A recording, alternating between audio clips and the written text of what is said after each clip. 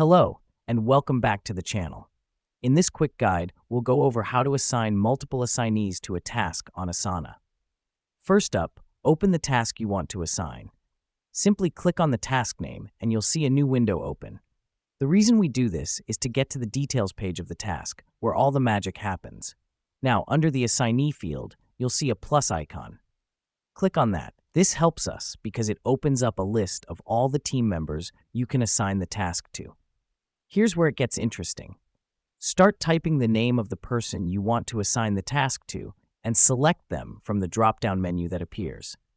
Now, instead of hitting Enter and closing the drop-down menu, here's what you need to do. Simply move your cursor back to the assignee field and start typing the name of the next person. You can repeat this process to add as many assignees as you need. This way, you can assign a single task to multiple team members. Let me explain why this matters. It's all about efficiency and collaboration. By assigning multiple assignees, you can ensure that everyone needed for the task is looped in and working together. And there you have it. In just a few simple steps, you've learned how to assign multiple assignees to a task on Asana.